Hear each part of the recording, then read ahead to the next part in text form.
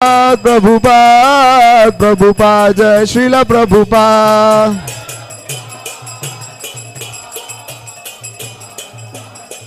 जय जय प्रभुपाद प्रभुपाद प्रभुपाद जय श्रीला प्रभुपाद।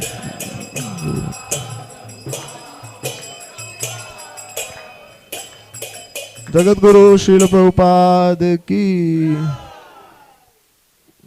जय। ओम विष्णुपाद परमहंस प्रवराचार्य स्तोत्र Shri Shrimad his divine grace A C Bhaktivedanta स्वामी श्रील प्रभुपाद की। ISKCON founder Acharya, BBT founder Acharya, savior of the whole world, His divine grace, ऐसी भक्तिवेदांत स्वामी श्रील प्रभुपाद की जय। ओम विष्णुपाद परमहंस प्रवराचार्य स्तोत्र श्रीमद हिज डिवाइन ग्रेस भक्ति सिद्धांत सरस्वती गोस्वामी श्रील प्रभुपाद की। अनंत कोटि वैष्णव वृंद की नाम आचार्य श्री हरिदास ठाकुर की। प्रेम से कहिए जय श्री कृष्ण चैतन्य प्रभु नित्यानंद श्री अद्वैत गदाधर श्रीवासादि गौर भक्त वृंद की। श्री श्री राधा कृष्ण गोप गोपीनाथ श्याम कुंड राधा कुंड गिरि गोवर्धन की। मथुरा वृंदावन धाम की। पुरुषोत्तम क्षेत्र जगन्नाथपुरी धाम की। नवदीप मायापुर धाम की। गंगा माई यमुना माई की। भक्ति देवी तुलसी महारानी की। युग धर्म हरिनाम संकीर्तन की। Srila Prabhupada transcendental book distribution की। श्रील प्रभुपाद ट्रांसेंडेंटल प्रसादम डिस्ट्रीब्यूशन की। विजया एकादशी महामहोत्सव की। All glories to the assembled devotees. All glories to the assembled devotees. All glories to the assembled devotees. All glories, all glories, all glories to Shri Shri Guru and Gauranga Jagat Guru Srila Prabhupada ki।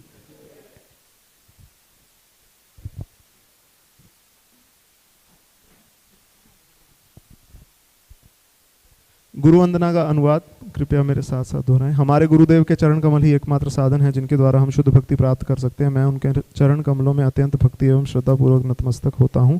उनकी कृपा से जीव भौतिक क्लेशों के महासागर को पार कर सकता है तथा कृष्ण की कृपा प्राप्त कर सकता है। मेरी एकमात्र इच्छा है कि उनके मुख कमल से निकले हुए शब्दों द्वारा अपनी चेतना को शुद्ध करूं। उनके चरण कमलों में अनुराग ऐसी सिद्धि है जो समस्त मनोरथों को पूर्ण करती है।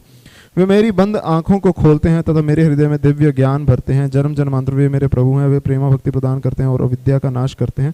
वैदिक शास्त्र उनके चरित्र का गान करते हैं। हे गुरुदेव, हे प्रभुपाद, करुणा सिंधु तथा पतित आत्माओं के मित्र, आप सबके गुरु एवं सभी लोगों के जीवन हैं। हे गुरुदेव, हे प्रभुपाद, मुझ पर दया कीजिए तथा मुझ अपने श्री चरणों की छाया प्रदान कीजिए। आपका यश तीनों लोकों में फैला हुआ है। जगत गुरु श्रील प्रभुपाद की।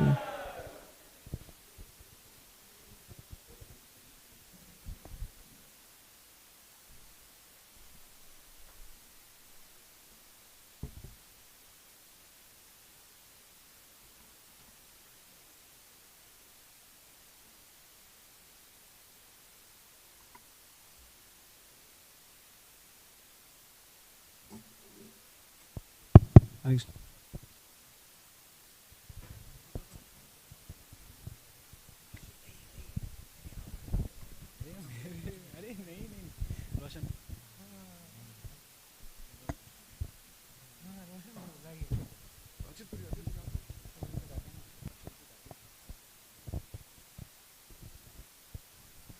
जय राधा माधव कुंज बिहारी गोपी जन वल्लभ गिरिवर धारी।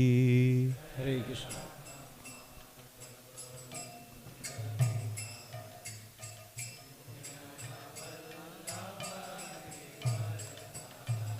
जय राधा माधव कुंज बिहारी गोपी जन वल्लभ गिरिवर धारी।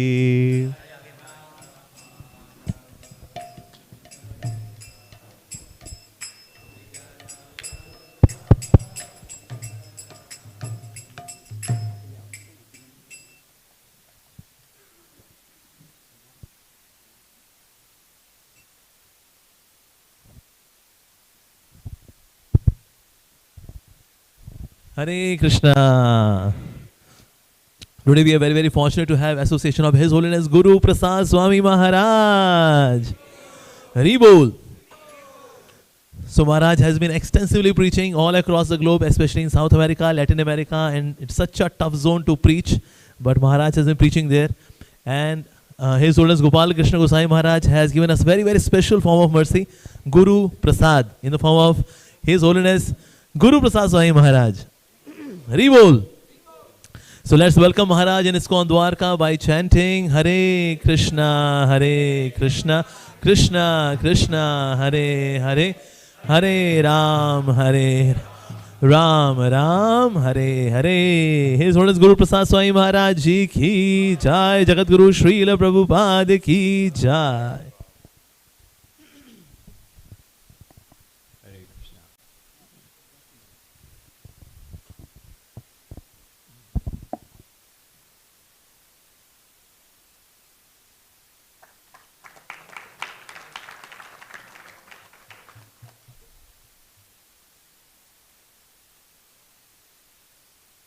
Jaya Prabhupada, Jaya Prabhupada, Prabhupada, Jaya Prabhupada, Jaya Srila Prabhupada.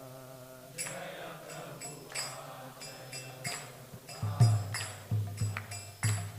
Prabhupada, Jaya Prabhupada, Jaya Prabhupada, Prabhupada, Jaya Prabhupada, Jaya Srila Prabhupada.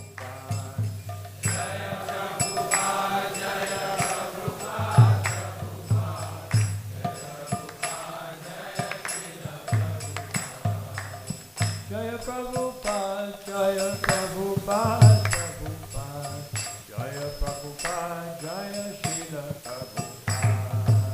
Jaya Prabhupada, Jaya Prabhupada, Prabhupada, Jaya Prabhupada, Jaya Srila Prabhupada.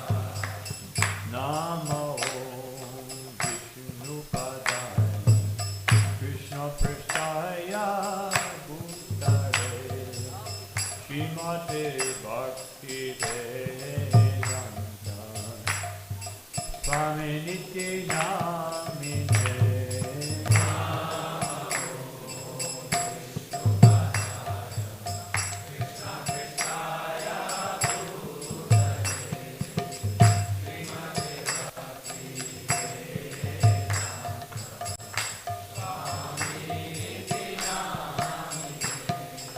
Namaste Saraswati Deve Gauravani Pracharine Nirvishesha Shunyavadi Vastyacharya Shatarine. Namaste Saraswati Deve Gauravani Pracharine Nirvishesha Shunyavadi Vastyacharya Shatarine. Jaya Shri Krishna Chaitanya Prabhu Nityananda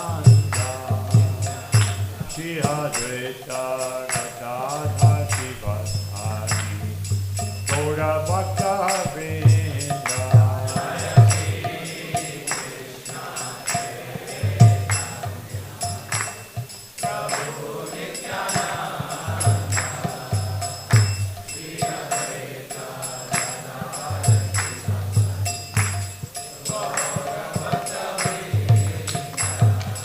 Hare Krishna, Hare Krishna, Krishna Krishna, Hare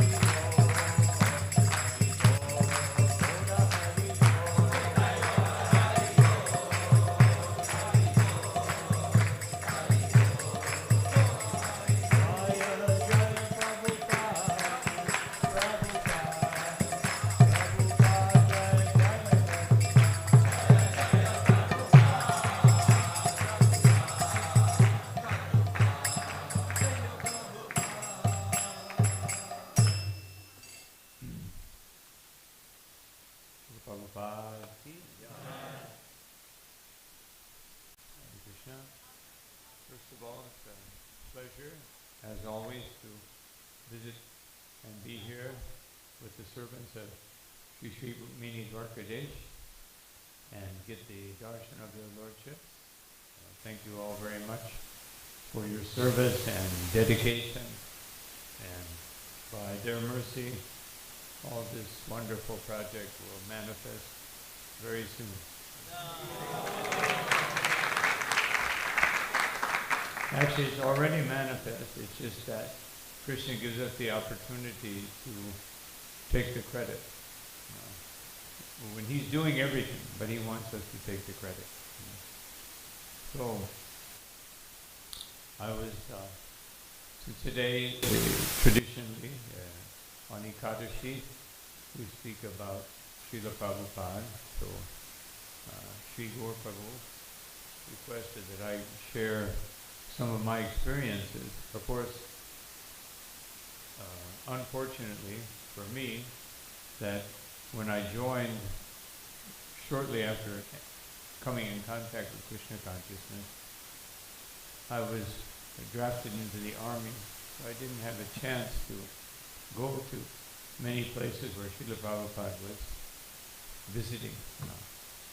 So my basic opportunity was 1976 when I got out of the service, military service, to go to Mayapur and Vrindavan. And it was very wonderful because that particular time, the whole time during the whole festival, because at that time it was Mayapur Vrindavan festival.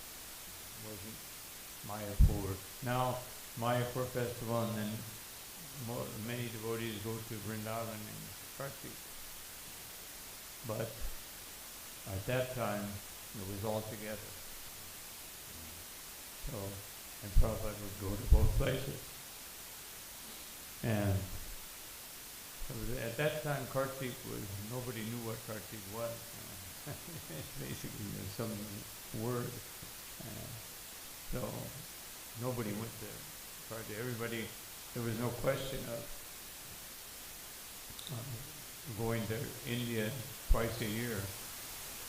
Even once, Srila Prabhupada said that the leaders, they should go. So, during that time, Prabhupada was speaking from the 9th chapter of 7th canto, Prahlad Maharaj's prayers to the Lord Nrsimhadev. It was very, very special to hear those classes. How Srila Prabhupada, because the prayers of Prahlad Maharaj, they cover the whole Vaishnava philosophy. And very wonderful opportunity, although many things I didn't understand. Still I don't understand many things, but a little more. So, I remember when we arrived, at that time, of course, there were no rooms for devotees. No. The Lotus building had just been finished. So Prabhupada had his rooms on the, he had his room where he stayed, and then his office on the 2nd floor. And so the devotees, the senior devotees got to stay on the 2nd floor. I mean, you slept on the balcony. And the not so senior devotees slept on the wall. The wall, there was like a little ledge around the wall, and either that or on the Lotus roof of the Lotus building. Except for when Prabhupada, sometimes he would walk up there, and everybody would have to vacate. So, because my temple president was a very senior devotee, so they put us right about maybe 10 meters from Srila Prabhupada's room. But then the first day, second day, So Prabhupada's secretary, Pushta Krishna Swami, at that time, he came out and he said, "Does anyone know how to type?" Well, a few people raised their hand. I raised my hand. He said, "How many people can type fast?" No. I raised my hand. Nobody else did. So he said, "No, you come here." So he put me right outside of Srila Prabhupada's room, because I was going to type many things. The first thing I typed was the sannyas mantra, because 6 devotees were taking sannyas that year, so I had to type up 6 mantras, with the translation. And so I thought, this is very nice mantra. Somehow or another, it stuck. Stuck in my brain. And so I had the opportunity, although Srila Prabhupada didn't like very much that people would observe him, but I made friends with Brahmananda. There were 2 guards, Brahmananda Swami and Achyutananda Swami. So Achyutananda Swami was the guard on Prabhupada's room side, that side, which was now the side where the Conch building is. And Brahmananda Swami was on the other side. So I made friends, I said, I'm not going to get much of a chance to, associate with. I asked him if I could have a darshan with Srila Prabhupada. He said, no, only leaders, major leaders and sannyasis. So I said, I don't know when I'll come back to India again, so can I please just let me observe through the window. I'll be very careful that Prabhupada doesn't see me. Although I think he did, but so I would come and observe when Prabhupada was, whatever he was, whenever I got the chance. And one time, I came up to the window thinking, I'll see what Prabhupada is doing. He was walking back and forth chanting japa. And right when I looked, he was right there. He just hid behind the wall. And especially Srila Prabhupada didn't like so much that devotees would see him taking prasadam. He would generally take prasadam alone, wouldn't speak to anyone. And even the servant would not be in the room. The servant would be outside the room, and there's a little cooker. They were making chapatis. So Prabhupada would ring the bell, that meant chapati. And if he rang it twice, it meant that something else. They wanted something else. So it was so so when I heard that one time ring, I knew it's prasadam time. So I would, a few times, not every time, but a few times I would come up. And the one thing that was so wonderful, I saw Srila Prabhupada in the beginning, not all the time, but in the beginning, he would take his prasadam and he would go like this, and you could see he was meditating. This is Krishna. Not like us, sometimes we just, plate to mouth, no. So he was very, very, just that meditation. And then always I noticed that whenever he was taking rice and dal, whatever he took, he would combine it in such a way that it would make a little ball, and he would throw it in his mouth. Not like, just like this. And so that was one of my favorite things.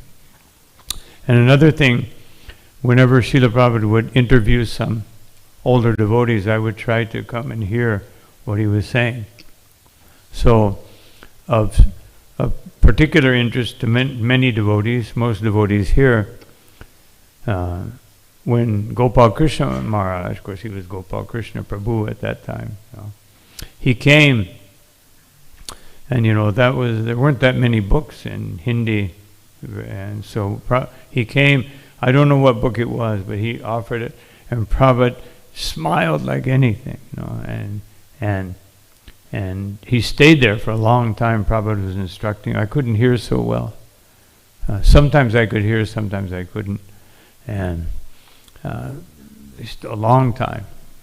And anybody who brought books, Prabhupada, they would stay for a long time. Somebody came with a management issue, Prabhupada would say, yes, and go away. No. And Prabhupada had a unique way of telling someone it's time, your time is up. He would go like this. He would kind of look off, and what if they were here? He would go like this. If they were there, he'd go like this. That meant I learned that, but some devotees couldn't understand, So he would go, and then he would look at them, and then he would go again like this. And like after 3 times, and this he said it many times. He said, "So you have no service?" No. And a few times, like devotees would try to gather around, Prabhupada's window, and try to see what he was doing. And when he saw devotees doing that, he would say, "So, you have some service?" And so this is a very, very unique thing. So the one time in Mayapur, I got the chance to go on the morning walk. And of course I was a young brahmachari, so I was like the end of the line. And Prabhupada came down the stairs, and we were all waiting. And there was 2 devotees that would decide who would go on the walk, because everybody wanted to go, but only about 20 devotees would go. And because my temple president was a very senior devotee, he pulled me along, even though they told me no. And he said yes. So Prabhupada stopped, and he took his cane and went like this. Everybody went by, and they kind of waited, and Prabhupada just said, like, keep going, and Prabhupada was just standing there. So everyone was bewildered, and I was always bewildered, but they were bewildered. What's Prabhupada doing? And so then Prabhupada kind of signaled everybody stop, and he said, "Just see, mlechas," and he pointed to a piece of paper on the ground. He said, "Brahman means clean." And so the devotee went, picked it up very quickly. So on that particular morning walk, Prabhupada stopped under a tree, and he pointed to the bird stool, and he said, "What does this mean?" So everybody was bewildered, and nobody knew what to say. Prabhupada said, "It means every living entity eating, sleeping, mating, and defending." He said. And then he started to walk away, and he said, "They have been here for 2 weeks." Amazing how Prabhupada, just by the amount of stool on the ground, Prabhupada said, they've been here for 2 weeks. And it was a very wonderful morning walk. And then in Vrindavan, I got a chance to go on another morning walk, and it was a very special one, because Prabhupada was just starting to get a little bit ill. It was not able to go as quickly as before. And so then the devotees, they were asking him, "Srila Prabhupada, how long will you stay with us?" And Prabhupada said, "That is up to Krishna." They said, "But Prabhupada, we can't, because some devotees were starting to think if Prabhupada's getting sick, he's old." And he would always say, "I am an old man. I have no future." Just like one time in New Vrindavan, Srila Prabhupada it was raining, and some devotees took shelter. He was out on we had a porch with a veranda and roof, and he was chanting. And so some devotees were in the rain. Prabhupada told them to come under the roof. And then Prabhupada told one devotee that, "I want you to go where I cannot go." And what is it? Prabhupada, you've gone everywhere. You've gone around the world. I want you to go where I cannot go. Where can Prabhupada not go? And so completely bewildered. And Prabhupada said, I want you to go into the future. I cannot go. Prabhupada said many times, I am an old man. He said, I have no time. He would say that again and again. So devotees, because he would say that more and more toward the end, so devotees were thinking on that walk, they asked him, Srila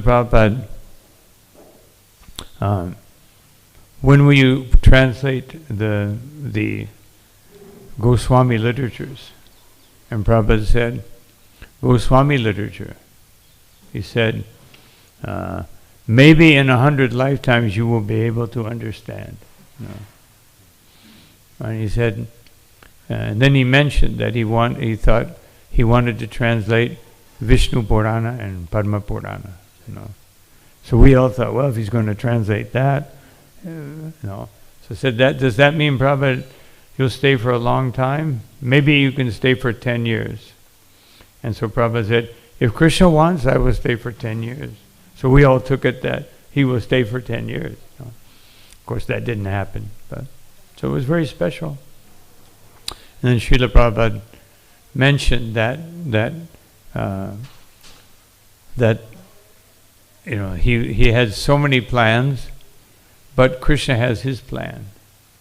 So there was, he was starting, and of course I spoke to many devotees who were with him afterwards, and especially Abhiram Prabhu, who was with him the whole time toward the end. And he said Prabhupada would say more and more,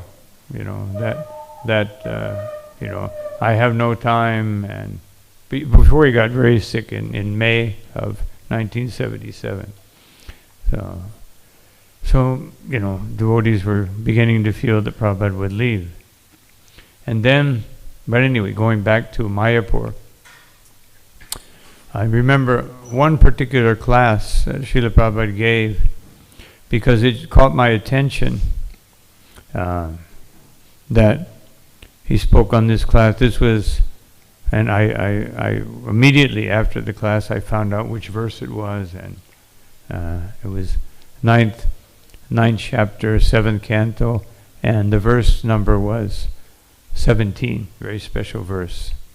So Prabhupada said in his lecture, he said that this particular verse, that he said in his lecture that, so the living entity is suffering. This verse says, is tasmat priya biyoga samyoga tasmat, that janma, that priya, apriya, so priya, biyoga, whatever you like, whatever you like, you will be separated from it. And apriya, samyoga, and whatever you don't like, you will be put together with it. So, but Prabhupada says, so it says here, janma, every birth, you will have to experience pleasing and unpleasing things, and every death will be especially not pleasing, Prabhupada said. And then he said, this is what caught my attention. He said, sometimes you will take the body of a human being, or sometimes you may take the body of a pig. And he said, pig, pratchakatmika. And then he said, no, avaranatmika. Pig means avaranatmika, covered, completely covered over. He does not understand, and he thinks this pig body is very wonderful. And then he said, then there is pratchakatmika, maya, or shakti. These are two potencies of maya. Avaranatmika, it covers you over. You don't understand anything. You're just trying to enjoy. And he said, then sometimes you will come to Krishna consciousness. And then pratchakatmika means throwing or taking away.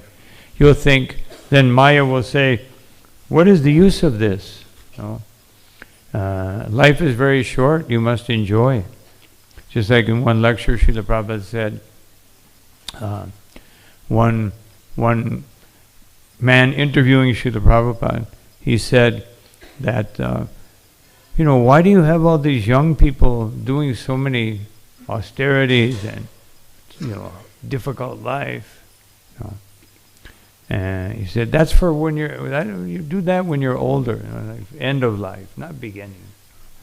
And Prabhupada said, so what does older mean? And he mentioned, maybe 60, Prabhupada said, no, older means that you will die.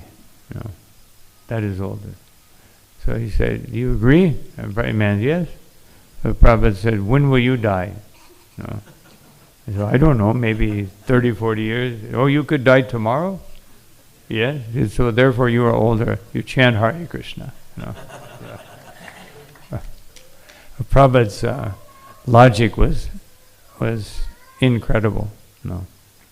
So that was, then we heard the classes, kirtan. But one very wonderful experience was the devotees. All the devotees were very young, energetic, like many of you, and so that at the bottom of the Lotus building, that was the temple, and so Prabhupada would come from his morning walk, and he would come up, just go directly to the deities, and then the altar would open. And Prabhupada was always very strict. I mean, it was not that he came at 7:10 or he came at 7 o'clock exactly every day. He would time his walk such a way that he would walk, get to the temple like 6:58, and then just walk in the room. And of course, if for some reason he was 1 minute late, they wouldn't open the altar. They'd wait for Prabhupada. So this day, the devotees got very enthusiastic, and they were doing the kirtan, running back and forth, like running up to the altar and then running back to the Vyasasan. And they were running so fast that they would slide, each way. So Prabhupada came in, and he looked with, I didn't see him looking, but some devotees that were right next to him, they said he looked not very pleased. And he just got right up on his Vyasasan. And, devotees didn't know what, the altar didn't open. And Prabhupada said, this is not dancing, this is lust. Everybody's going, Hare Krishna. There was no recording. I wish it would have been, but the devotees didn't expect it. It was like out of the blue. And he said, one should chant for the pleasure of the deity or the pleasure of the Vaishnavas, not this running. And I can't remember everything he said, but he was very. So then after that, the style of the kirtan changed drastically. So we should always remember this in kirtan. I always really stuck in my heart, how that kirtan is glorifying the Lord, glorifying the holy name, glorifying the deity, glorifying the Vaishnavas. It's not like some, not for our entertainment or our pleasure.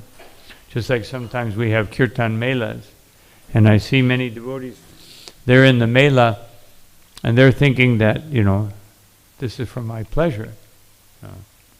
Or I'm chanting for but it's all just like sometimes I see devotees, they're so absorbed in playing the mridanga, they forget to chant. So one time in Vrindavan, then afterwards we went to Vrindavan, and one devotee was chanting, and Prabhupada stopped it, and he said, this chanting is not proper. He said, it is simply, you are hearing yourself. No.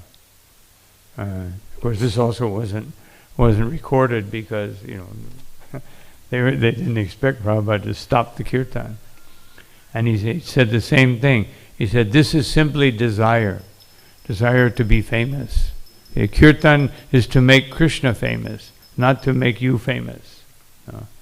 And so these were great, very great lessons. And then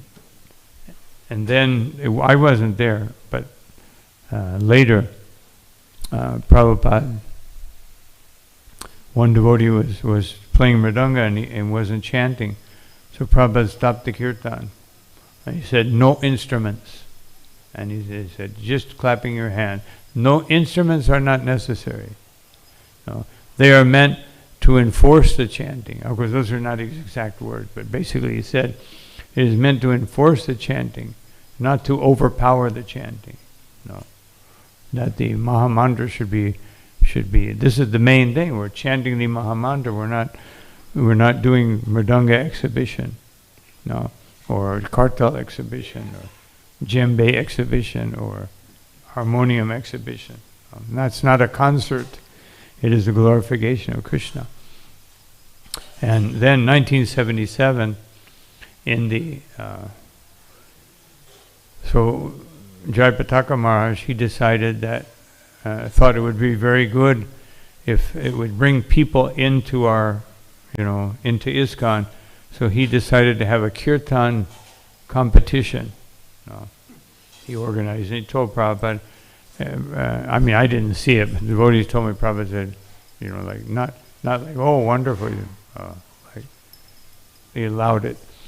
But then in the middle of it, then some of these Uppa Sampradaya groups came, and they were chanting, oh.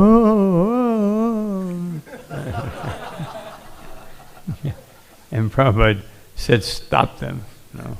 And stopped them. Right, that's like one of the most famous kirtan groups in the area, just stopped them, and they went away very angry. And Prabhupada said, again, he said, kirtan is for pleasing Krishna.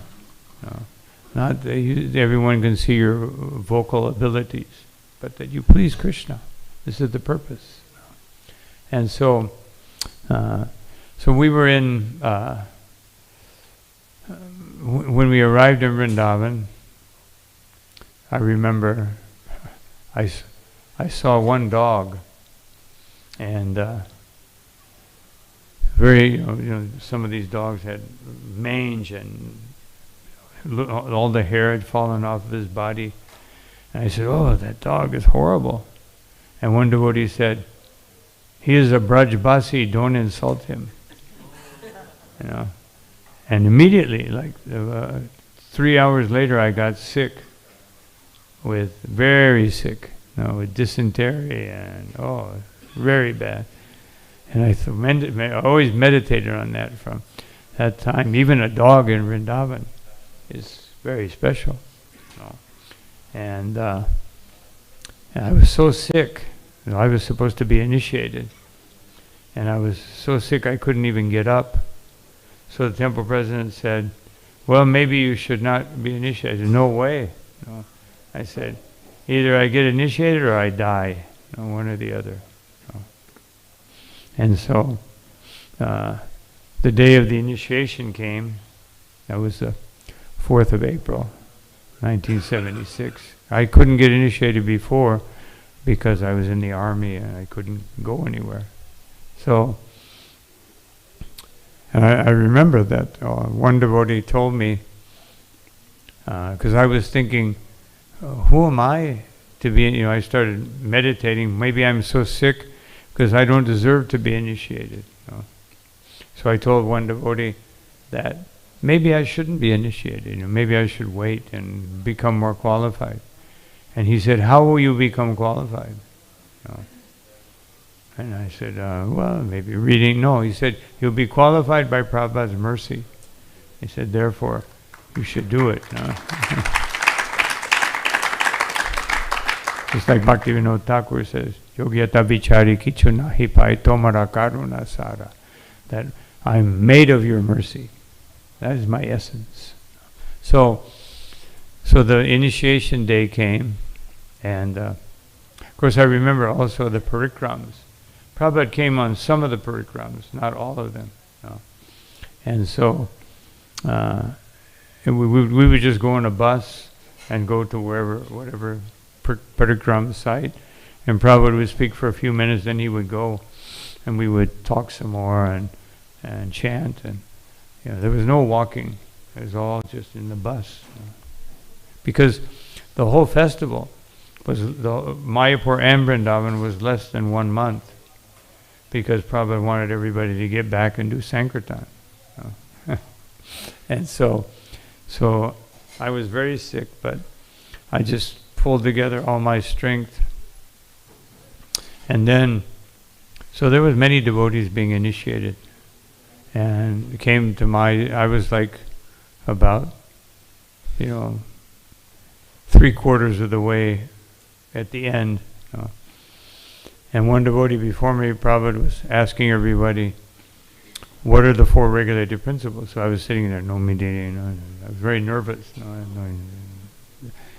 And then the devotee before me, Prabhupada said, what are the 10 offenses? I go, oh no! What am I going to do? I'm thinking, oh no, blasphemous devotee. I knew these, but being so nervous. And I came up to, Prabhupada's Vyasa-san, and I was moving a little slow, and Prabhupada looked at me like, what, like, let's go, And so I came out off of my base, and I was just waiting. Oh, he said, Prabhupada, what are the 4 regulative principles? So I said them, and Prabhupada gave me my beads, and then I couldn't understand what my name was at all. I was so and so I asked Adi Keshava Swami at that time. So when I came around, I said, what was my name? He said, I don't know. No. He was fanning Prabhupada. And I asked another devotee. And then I saw Chutananda Swami. He had some affection for me. I said, what's my name? He said, Guru Prasad. So I said, what does that mean that I eat the remnants of the Guru? Prasad, I said, no, it means mercy of the Guru. I said, okay.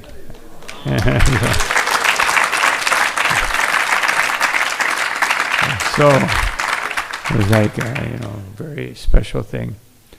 So then this is a famous thing that happened. We went to Radha Kund, Govardhan Radha Kund.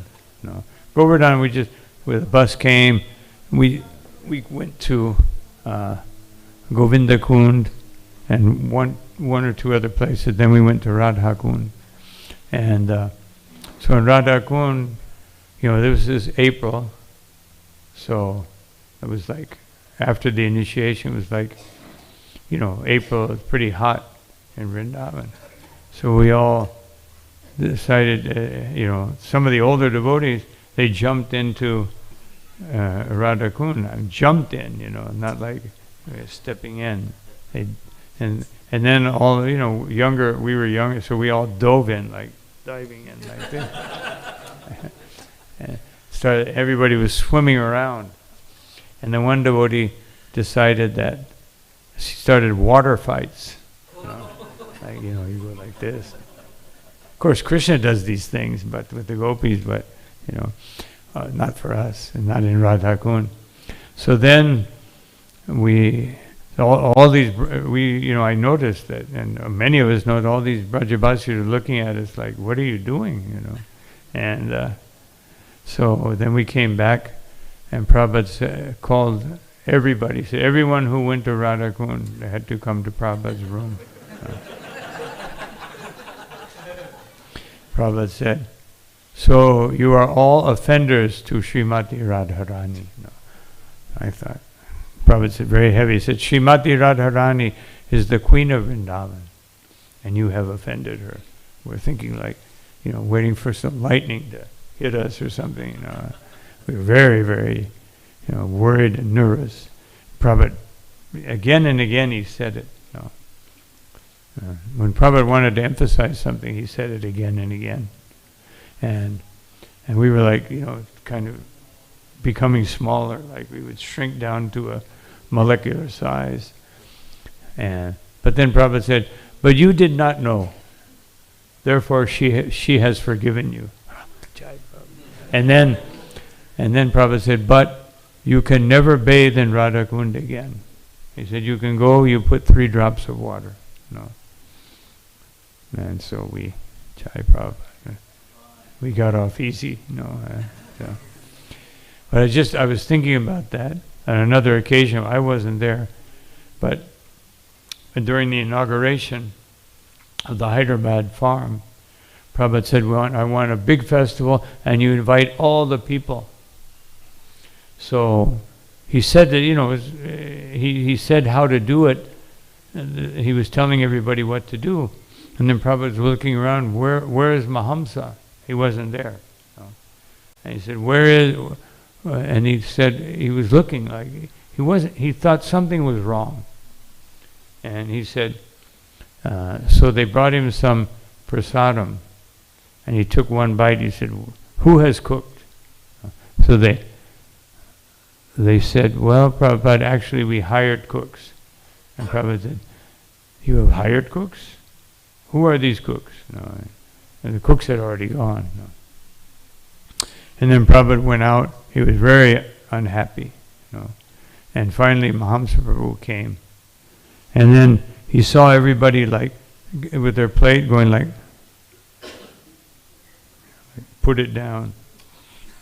And people were putting down plates, all the plates with almost all the... And the dogs came up and goes... And Prabhupada said, just see, even the dogs will not eat it. And he said it like 10 times. And they said, just see, the dogs are not eating.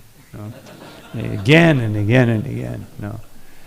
And for an Indian street dog not to eat something, it must be bad.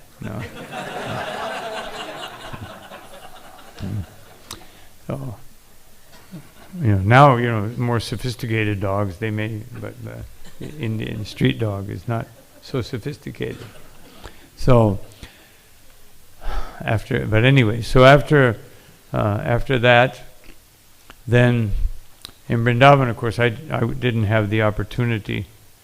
We all stayed in Fogal Ashram. And the Fogal Ashram at that time was not like it is now. It was like these cold cement rooms, like freezing cold, full of mosquitoes, and you had to bathe outside. Of course, it wasn't so cold, but then Prabhupada, he stayed in Fogal Ashram. And when Prabhupada stayed, he said when he would bathe in January, it was like putting nails on his head. He'd just take a bucket bath outside. They just had 1, 2, 3 or 4 little spigots coming out of the wall, and you just, and so, but Prabhupada tolerated that. So he tolerated all that, and he did all these things just for our benefit.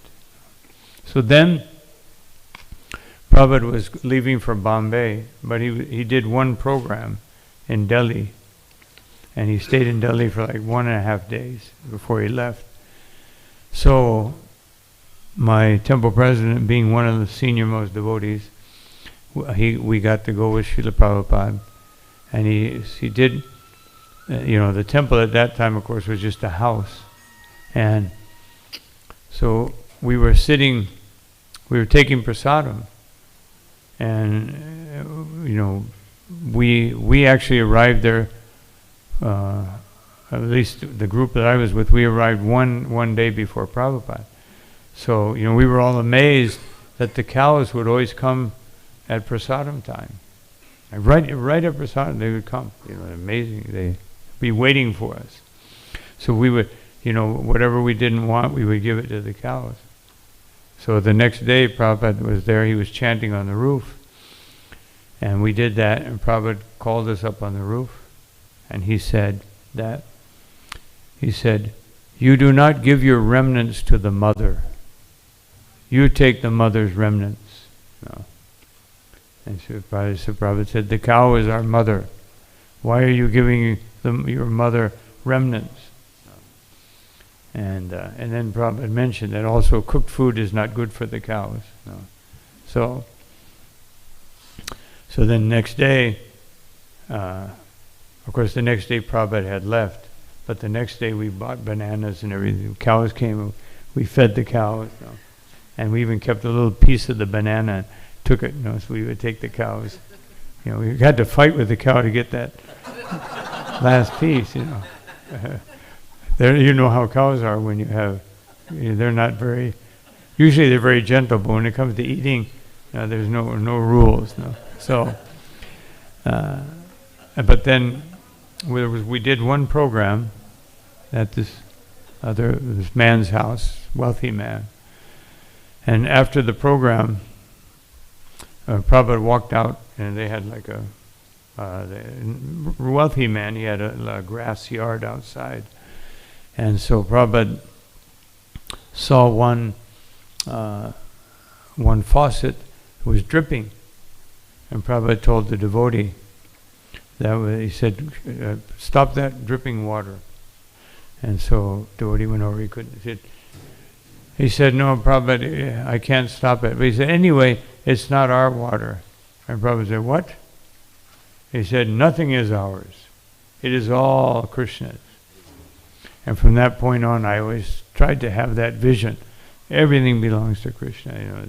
It's not just like one man told me once. He said, "I will pay. I'll pay for your taxi." I said, "No, I'll walk." He said, "No, I'm paying." And I said, "No, this is Krishna's money, not yours. You're simply you're managing only, not yours." And he said, "Oh, okay." So, but and then Prabhupada sat down with the man at the house and some other person. He was showing the pictures, and a couple of devotees were there, and so one devotee was standing by Prabhupada, turning the pages. Prabhupada said, "This is our temple here. This is our temple here." Of course, I was in the back. And this is our temple here. And then he came to the German castle. And he said, "This is our temple in Germany." And the devotee said, "Actually, Prabhupada, that is rented." No. Prabhupada said, "Rented, owned, it all belongs to Krishna." No. It is ours. And we are working for Krishna, it is ours. So then, that was another lesson that we should see that everything belongs to Krishna, and this life belongs to Krishna, and time belongs to Krishna. So I just wanted to go back to that one verse that struck me so deeply, that it says, "Shokagnina shakala jonishu dahyamana." And because Prabhupada explained this. He said, Shokagnina. He said, whatever happens to you, it will cause lamentation. Because everything in this material world is temporary. Therefore, it doesn't matter if it's enjoyable or not enjoyable. If it's priya or apriya, Prabhupada said. Enjoyable or not enjoyable, it will cause you lamentation because you will have to give it up. It is all temporary. And then he said, and you will take so many births, dahyamana. And that fire of lamentation will burn and burn. And then he said, Dukaushadam tadapi dukam. He said, this is very important. That dukaushada, the remedy, generally speaking, is more difficult than the suffering itself. And Prabhupada said, this is modern civilization. In modern civilization, they are simply looking how to be comfortable. But to make the arrangement is worse than the actual tolerating the situation in this world. We're making so many arrangements to try to be comfortable in this world. And then he said, therefore, there is only one solution. Then he said, atadhyaham, that it is all atat, it is all temporary. It is untruth. There is no truth here. And then he said, therefore, Prahlad Maharaj, he very emphatically says that Bhumam Brahmami, that, my dear Lord, that Vadame Tavadasya Yogam, please instruct me in this Dasya Yoga. So that phrase always stuck with me, that Prahlad Maharaj says, Dasya Yoga. We're not, because Bhakti Yoga means Dasya Yoga. That this is the yoga of service. Sometimes we say Bhakti, love, but where is our love? How much love do we have? We love this body. We love our place of birth, as the Bhagavatam says. We love our family. But by Dasya Yoga, you learn to love because you become the servant of everything and everyone. Then you learn to love. Otherwise, we speak of love, but we don't know the depth of what love is. And if you love, and then Srila Prabhupada mentioned at the end of the lecture, he said, just like Prahlad Maharaj, he is simply interested in the benefit of others. This is Prahlad Maharaj, only interested. And Prabhupada in another lecture, he said, just like you may chant alone. You may chant alone. And even if you're successful, it is only for your safety, only for your benefit.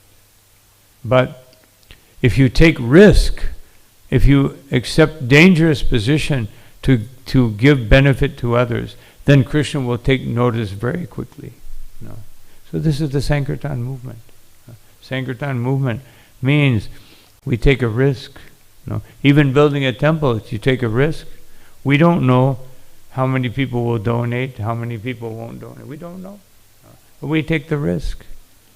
So Krishna consciousness, this is what it means. If you want to advance, you take a risk.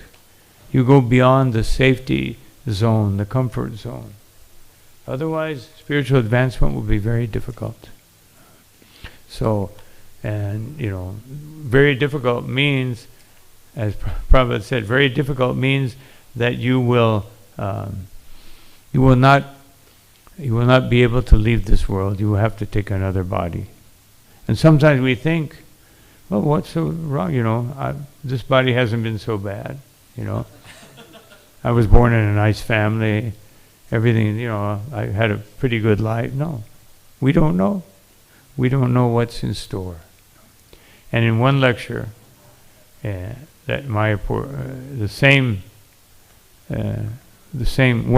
lecture, when Srila Prabhupada spoke about, having so many gurus, at the end of the lecture he said, now Kali Yuga is very strong.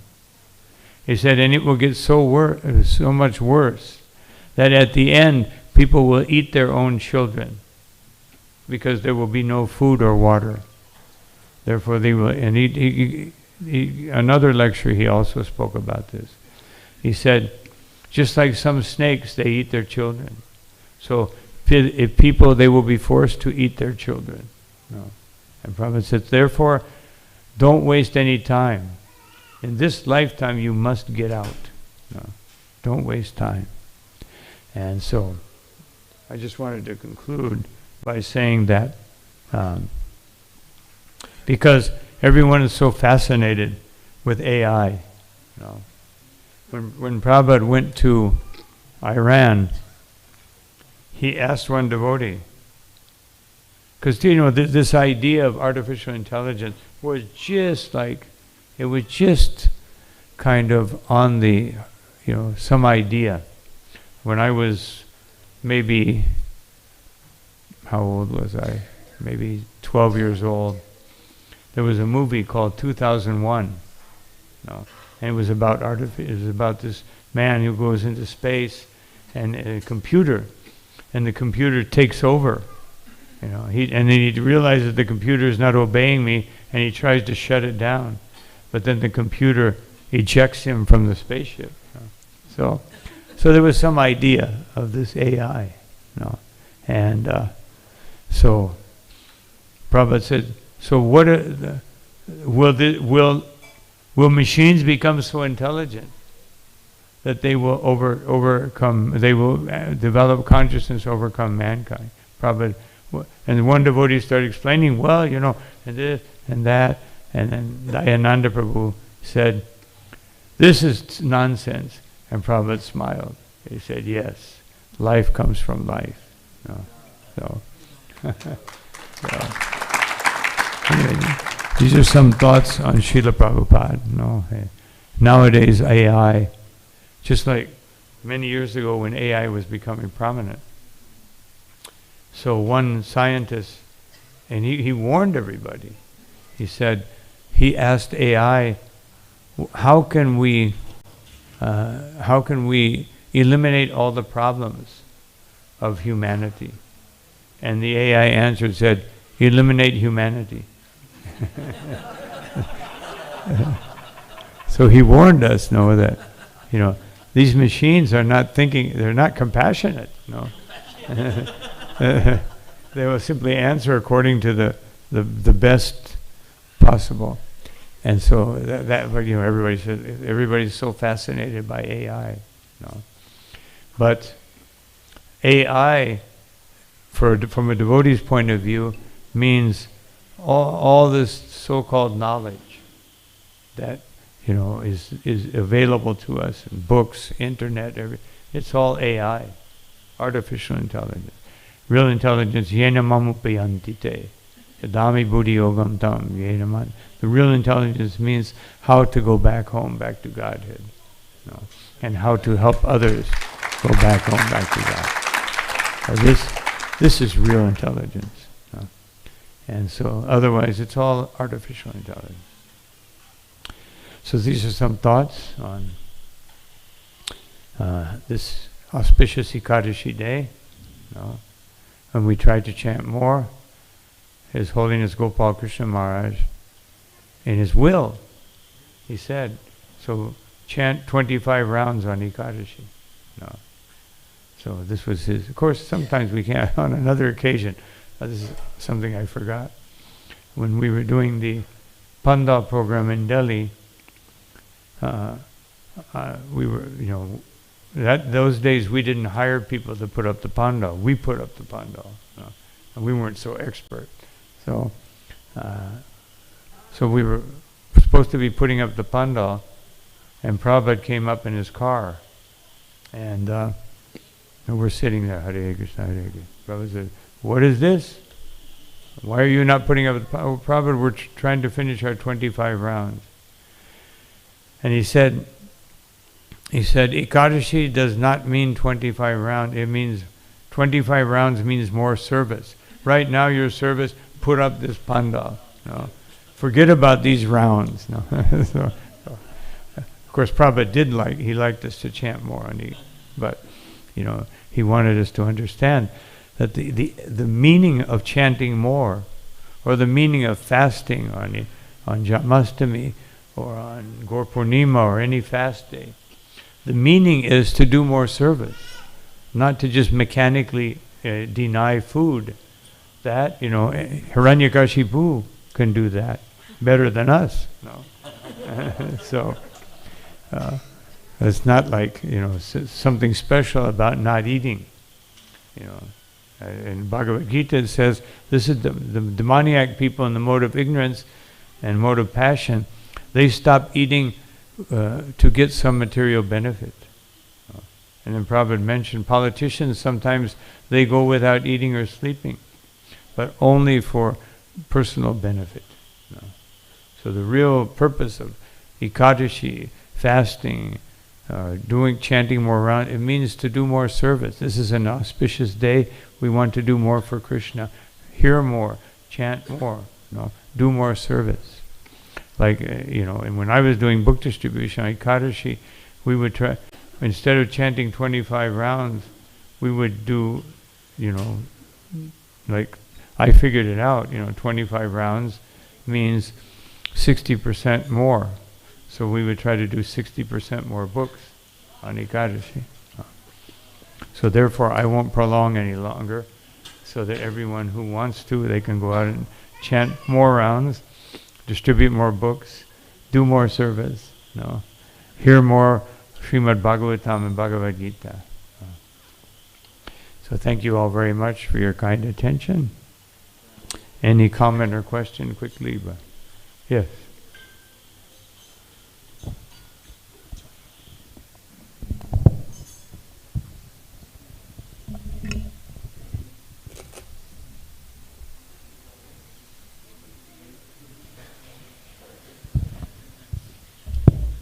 Hare Krishna Maharaj. Hare Krishna. Thank you Maharaj for sharing so many pastimes of Srila Prabhupada and giving us more reasons to love Srila Prabhupada. Maharaj, you told that Srila Prabhupada said once that I want you to go where I cannot go. I want you to go to future. I want you to go to future. Srila Prabhupada said this. So how we can interpret this? Like I want to go to the future means maybe using the technology or innovative ways of preaching. No, he meant because he was going to leave his body very soon. You go into the future, you carry on this movement. That's what Prabhupada meant. Otherwise he's saying be prepared, be strong, go into the future, take this Krishna consciousness movement. No, that's what he meant. Thank you. Not that we would, invent AI. No. So, go to the moon. Elon Musk, go to the moon.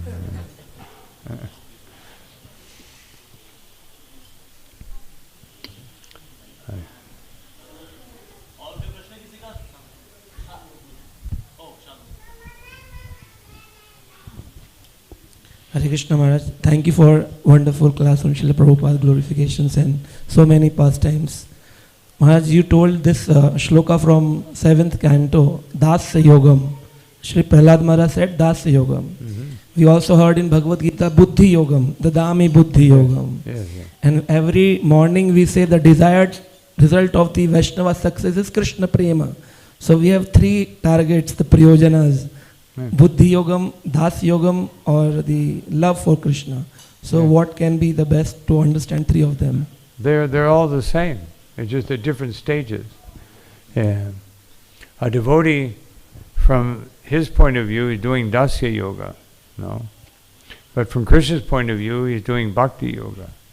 Because he's offering something with love. That Yome Bhakta Prayachati, we're offering with love.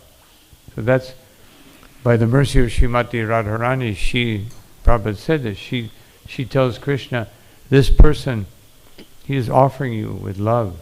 And then Krishna takes notice that this devotee. So, and Diya, of course, Prabhupada said, if you're going to do service, use your intelligence. One time, I think it was Shrutakirti Prabhu, he was fanning Prabhupada in Los Angeles.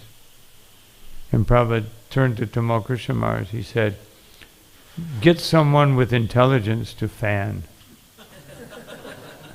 And so he didn't understand. And Prabhupada said, he's fanning and here's a fly. He said, Chamra is to, so get someone with intelligence who knows how to use the chamra, not just you go there and swing it in the air and stare at Prabhupada. So that's Diya Yoga. Hare Krishna.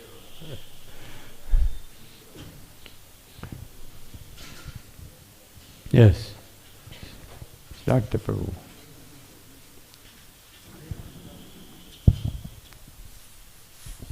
Thank you, Maharaj, for all your sharing your heart and your time with Srila Prabhupada, and also sharing how he actually wanted Kirtan mood and whatever mood for Ekadashi, also service attitude.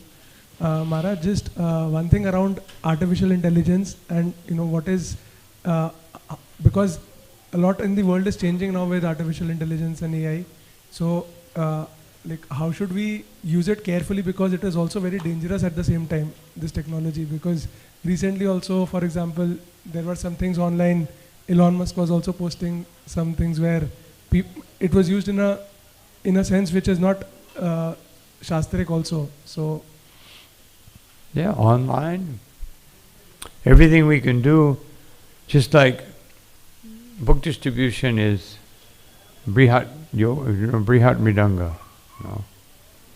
So online can be the most dangerous thing or the most wonderful thing. You can expand even the Brihat Mridanga. You can distribute more books online if you know how to do it than you can going out and doing it personally. So this is Diya Yoga. We figure out how can I do more. So, but then on the other hand, just like my good friend Devamrita Swami, he's BPT trustee. So he's been doing a study each year, and even though people are so much absorbed in online, although we're definitely starting to do more and more online book distribution, even BPT is putting out different programs to do, but still it's statistically people prefer books to online. And generally speaking, I mean, some people would prefer online, but generally speaking, people, they still like to read books. And so we can't think that, some devotees have told me that, we should stop distributing books and just work online. But, Prabhupada, because online, this whole computerized society may just fall apart, but books will always be there. And the book is actually, online is just some electronic stuff that appears and disappears. But a book is sacred. It is the external manifestation of fruit of love of Godhead. So when it goes into someone's house, it's like Krishna coming into their house. So this is something very special we should always understand. Not that, online we can reach more people. Yeah, reach them. But then the objective should be, I will preach to them so that they can have Bhagavad Gita, Srimad Bhagavatam, Chaitanya Charitamrita, and all of Srila Prabhupada's books, both online and on shelf.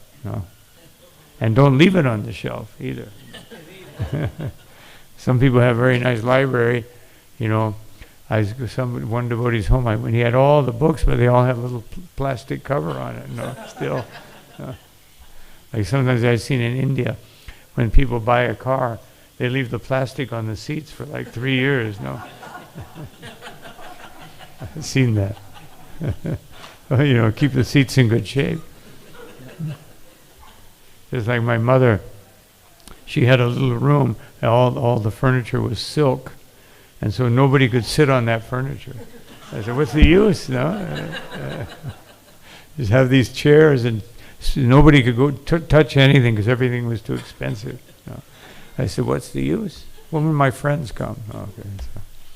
So we don't want to wait to read Prabhupada's books until something happens. We want to make something happen by reading his books, that our heart will become purified, our intelligence will become purified. So anyway, we'll stop here.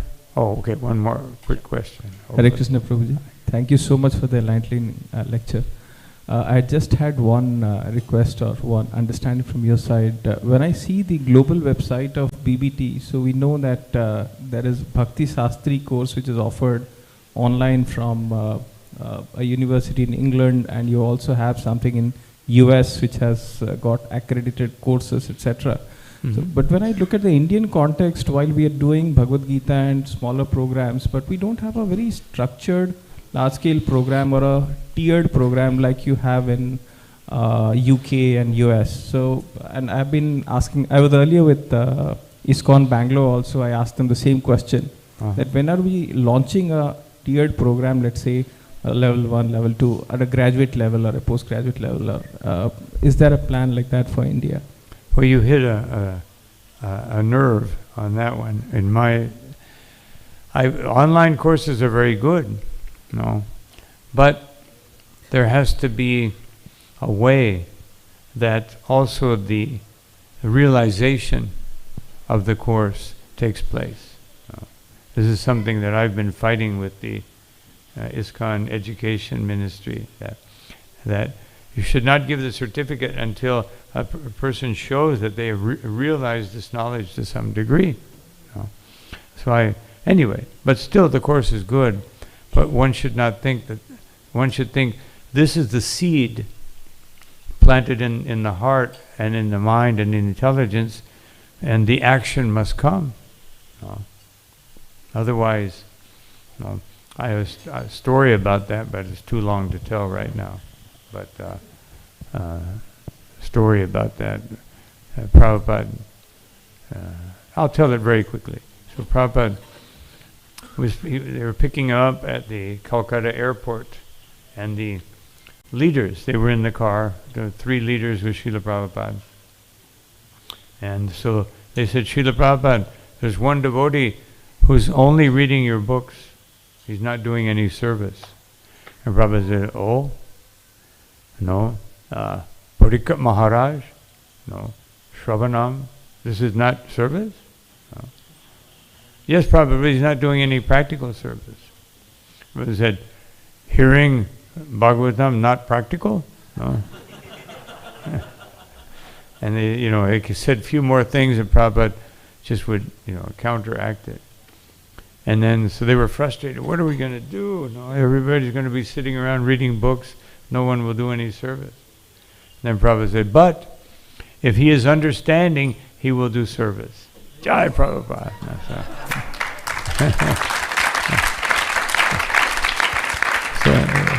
So if we're reading, we should be doing more service, not less service.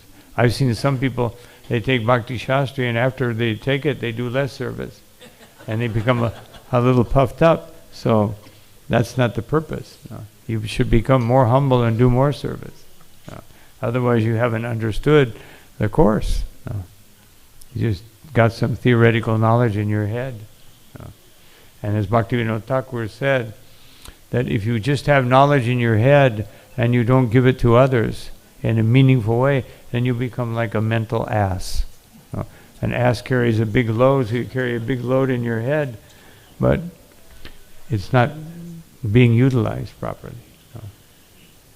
Other than making you more proud, going in the opposite direction of bhakti. So thank you all very much for your kind attention. I can answer personally. I want everyone Hare Krishna have Maharaj, a chance to. one more question is Hare Krishna Maharaj. Hare Krishna. Maharaj, thank you very much for this wonderful lectures. Maharaj, my question is related to Kirtan. Today's there is a trend is going on is bhajan clubbing. So people are, youth especially, are very interested on this bhajan clubbing. There is something song in devotional song, Radhe Radhe Bol, Varsana Mein Dhol, like these songs are going on. Youth people are taking so much interested. So what you Maharaj is thinking that is something is devotees, you devotees are also going there on that platform. So what are you think that about what is right or? Well, devotional songs are very important because they reflect the mood. They reflect the mood of the acharyas, the sentiment. But it has to be chanted properly. Not that it becomes a, let everyone hear how nicely I sing. And let them see me shake my head and, show that I'm in mystic trance. So Prabhupada, in the original songbook, he wrote in his introduction, Kirtan Rasa is the safest place in the 3 worlds. So we should sing these songs. Here it is, right here. We should, but in the mood of understanding, in the mood of enriching, in the mood of capturing the sentiment of the acharyas, and not to advertise myself as top kirtan man or kirtan woman or whatever. So then it's good. It's good. I mean, these songs by Bhaktivinoda Thakur. I'll tell another little story, very quick, and this is the end. No more questions. One devotee came to Srila Prabhupada, and he had his guitar. He just came to India. He brought his guitar. So he said, Srila Prabhupada, I wrote a song about Krishna. Can I play it for you? Prabhupada said, yes. He thought Prabhupada would say, oh yes, yes. And so he sang it, and he was waiting for Prabhupada to say, oh, that was so wonderful. And Prabhupada said, it is a nice sentiment, but if you want to learn how to compose songs, you should study the songs of Bhaktivinoda Thakur and Narottam Das Thakur. The Prabhupada he could always detect when we were, we wanted him to say something out, to recognize us. And sometimes Prabhupada would recognize someone because they needed that, just to go on. But if it was a little bit older devotee, Prabhupada would do the opposite. He would say, it's nice sentiment, but this is not a very nice song. That's what he was saying. So, Hare Krishna. Srila Prabhupada ki jai, Srila Dwarkadish ki jai, Jagannath Baladev Subhadra Devi ki jai, Sri Gauri Dai ki jai, Ananta Koti Vaishnava Vrinda ki jai, Jai Gaur Premanandi. Hari Hari Bol. His Holiness Guru Prasad Swami Maharaj ji ki jai. We are so grateful to Maharaj for telling us so many anecdotes of Srila Prabhupada, so many statements and quotations of Srila Prabhupada. So we can still associate with Srila Prabhupada by associating with glorious disciples of Srila Prabhupada like His Holiness Guru Prasad Swami Maharaj. So let's pay our gratitude to Maharaj Shri by chanting Hare Krishna, Krishna Krishna, Hare Hare, Hare Ram, Ram Ram, Hare Hare. His Holiness Guru Prasad Swami Maharaj ji ki jai, Vijaya Ekadashi ki jai, Jagat Guru Srila Prabhupada ki jai.